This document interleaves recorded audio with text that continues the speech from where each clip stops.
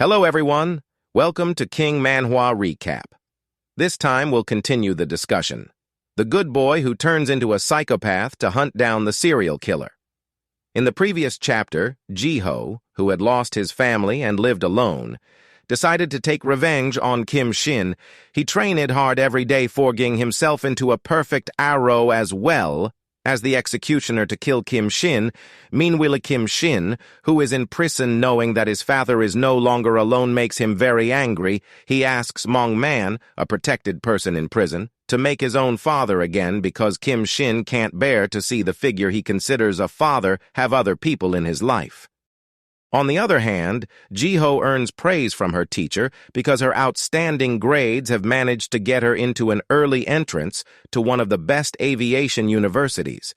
Despite getting good news, Ji-ho did not show a happy expression because the dream is now meaningless due to the revenge she must complete.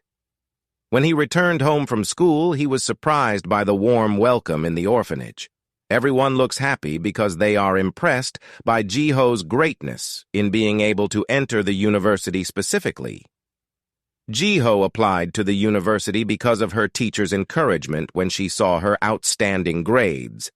This old man feels that Ji-ho's future will be bright because he is a smart and good boy. Everyone enjoyed the delicious food made together, as if their hard work preparing it was not in vain. Sia doesn't know if Ji-ho has dreams of becoming a pilot because she never talked about it. Ji-ho says she applied because her teacher kept telling her, and that was her only dream as a child. Then Sia's dream is related to social work and will work in a welfare facility. Meanwhile, Du-seok is about to become a cop, and he has been studying well as training to prepare himself. The younger kids admire Du-seok because he will be the protector of society. This old man cried happily because his children grew up quickly and would take their own paths in life, among all laughter. Only Ji-ho looks gloomy. Then he tried to smile and asked to leave because he had plans to meet someone. Du-seok was quite annoyed that everyone had painstakingly prepared all this, but he wanted to leave instead. Her nanny asks Ji-ho to stay here if it's not an emergency. But Ji-ho still stepped out, while insisting that this was something important. The two friends have a hard time understanding and feel something strange about Ji-ho lately. The business said by Ji-ho is to practice on the top of the mountain. He feels that Sia and Not Tomorrow have a very cool dream and will definitely make it happen. In contrast to himself, who only dedicated his life to revenge, Ji-ho has promised Du-seok that he will go to prison when he is old enough. He only needed to commit a crime that could send him into prison like Kim Shin. Before starting his practice, Ji-ho opened his glasses and removed his innocent face. On the other hand, Sia kept laughing at Du-seok, who was too full. Du-seok did that because he didn't want to leave any food for Ji-ho, because he had painstakingly prepared it but instead left. Even so, Du-seok and Ji-ho are like brothers, and they even share clothes like the ones they wear now. Although Sia doesn't know the reason, but she feels like Ji-ho will disappear one day. Du-seok asks Sia not to think about it because when Ji-ho escapes from the orphanage, then he will definitely catch him. But Sia didn't mean that where she felt Ji-ho would disappear from this world like a speck of dust. Moments later, Sia finally arrived at her house, and Du-seok said goodbye to go home. On the way, he kept thinking about what Sia said about Ji-ho's disappearance. For him, everyone in the orphanage is like his own family, although they have no blood ties. At the same time, Du-seok suddenly gets an attack. Two mysterious men hit his head so hard that he lay down. These people were convinced that the boy he beat was their target because he not only came out of the orphanage, but wore the same clothes as his target. The helpless Du-seok can only see the face of the culprit vaguely. Then the man used an axe as if they wanted to chop his body. Meanwhile, inside the cell, Kim Shin continued to swallow a photo belonging to his father, yet he separated Du-seok's image with the person beside him because he would only eat his own father's drawing, despite not being able to see Ji-ho's face, but Kim Shin kept staring at her and wouldn't let her have her father. At the same time, Kaok tells his boss that Kim Shin is just a madman who can rebel at any time. Even he, not reluctant to hurt Dongman's men without the slightest fear. Dongman understands because at this time he is just keeping his promise, and if a dog barks at his owner, then he will tighten his bond and torture him. On the top of Jihu Mountain, continue to train with Du-seok in real combat. Jiho dodged every punch thrown by Du-seok perfectly. Even he moved behind him while catching the uncle. Not only that, Du-seok was surprised by Jiho's decision and strength that intended to slam him. But things didn't go smoothly because Du-seok immediately placed his foot on Jiho's leg to stop the slam. Then Du-seok launched an attack right on Jiho's head. It made him manage to escape from the clutches while keeping their distance. He praises Jiho for his rapidly improving abilities and remembers all the moves he taught perfectly, but the speed must be increased so that the enemy does not have time to move. Then Du-seok felt that tonight's training was enough and asked him to eat. Jiho was surprised because this was the first time Du-seok asked him to eat, when before he only ate porridge from leftover food. While enjoying a meal, Du-seok had heard that Jiho had graduated early at a university and asked if he would go there. Jiho won't take the opportunity because he has been determined to take revenge. But the way Du-seok finds out the information makes him surprised. This man affirmed, if he has always watched her, not even changed until now. Jiho understood, and he wasn't angry because he was just an arrow, but was quite curious how long the uncle in front of him was watching him. Du-seok says the unexpected thing where he watches Jiho since he survived Kim Shin even when he entered the orphanage. In fact, he said every detail done by Jiho, both alone and with his friends. Du-seok didn't expect time to go by so quickly when Jiho used to be just a child. After hearing all these stories, Jiho does not see the characteristics of a father in Du-seok, but at least the uncle is the only person with whom he shares the reality of this cruel world. In between, Jiho gets a call from his friend. That person is Seiya, and the look on his face instantly changes when he finds out Du-seok has been seriously injured. Moments later, Jiho has arrived at the hospital and finds her best friend in critical condition. Seiya tearfully revealed that doctors said someone had beaten Du-seok's head and cut off one of Du-seok's fingers. Even his legs were paralyzed. Without mercy. Seiya was very sad, and she didn't understand why someone would do such a heinous thing to Du-seok when he was a good boy. Jiho's face that has always been innocent when he is with everyone has now changed because he is overcome by anger. He went and would find the culprits and kill them in the most painful way. In the rain, he called Du-seok and told him about the attack that removed one of Du-seok's little fingers and paralyzed his leg. Based on his knowledge when he was a detective, the characteristics of the attack were carried out by Yonki, who is one of Dongman's gangs. Du-seok suspects that the attack was a message for him, and mistakenly thinks it attacks Du-seok. Jiho asks Du-seok to tell the bastard's base because he will kill them all.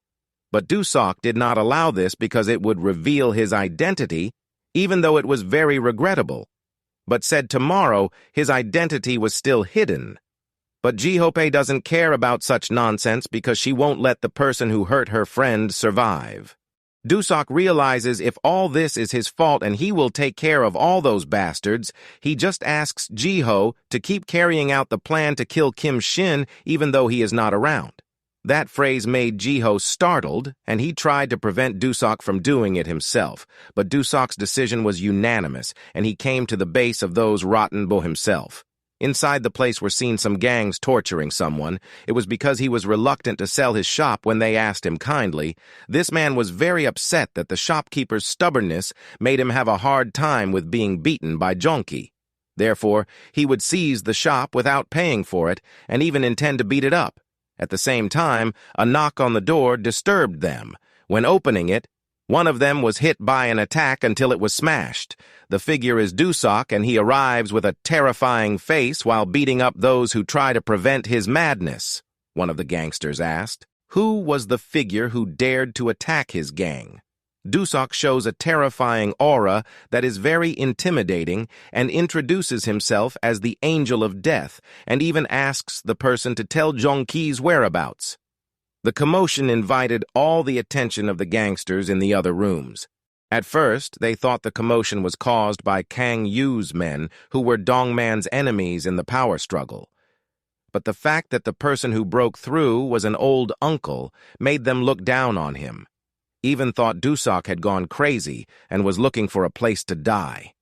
But the unexpected happened, and a powerful blow struck one of them in the face. Du-seok seemed to be filled with murderous lust with a very frightening brutality, although the opponent is in large numbers and sharply armed. But he fights without fear.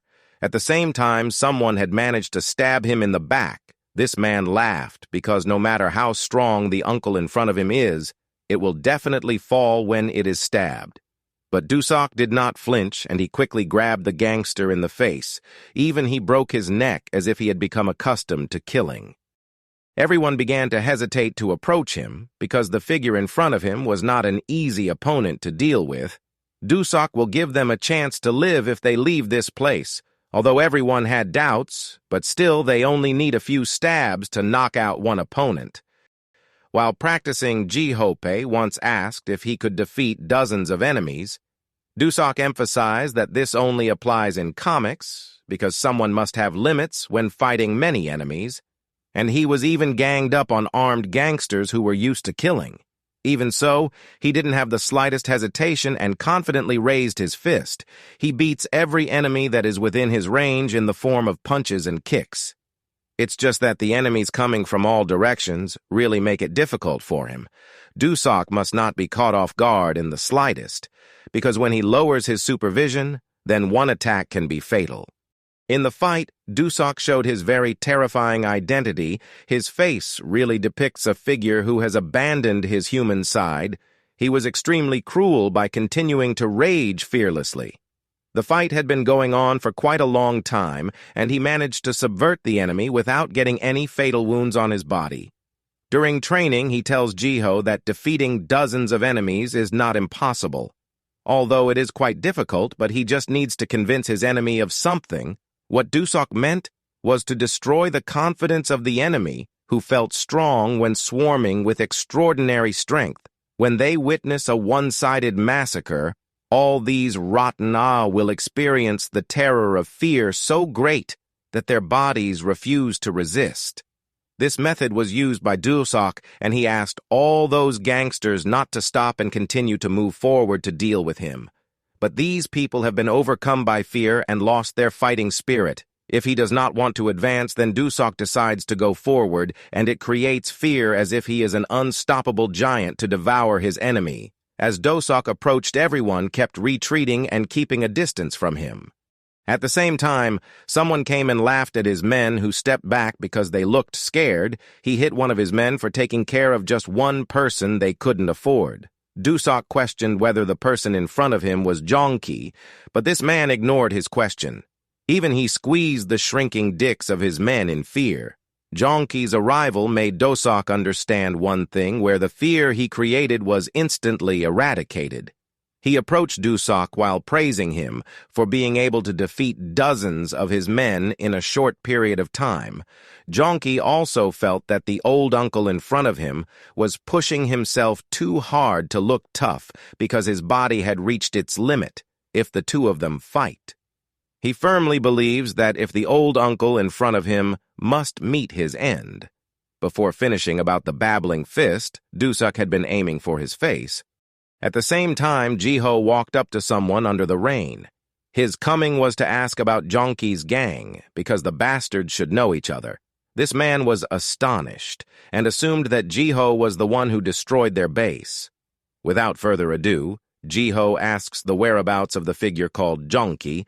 On the other side, inside Dongman prison, played with his dog and ordered him to turn around, although initially the dog obeyed. But when he told him to lie down, the animal was reluctant to do so. It makes Dongman angry because a dog is not supposed to disobey its owner. Not according, but this dog tried to fight him. Dongman's violent actions stopped the arrival of his men, who reported Du-seok had infiltrated Jong-ki's hideout.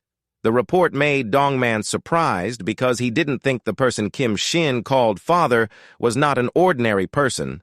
Not only that, Even according to reports, the figure was very strong, and this man asked his boss for approval to send help, but Dong Man felt that it was unnecessary because Jongki was a person he trained himself. Meanwhile, Jiho continues to beat up the bastards he meets to find out Jongki's whereabouts. But this gangster said that he was just a small fish, and it was impossible to know the existence of a terrifying figure like that person. This guy tells him that Jongki is one of Dong Man's best men, and is nicknamed as a fighting dog. On the other hand, Jongki had been hit by Du-seok's because his teeth have been knocked out. He called the old uncle in front of him is a monster. Even he has never met such a strong person as himself. It's just that Jongki felt that Du-seok was unlucky because of meeting him, and sure enough, Du-seok was lying on the floor suddenly and had even lost consciousness.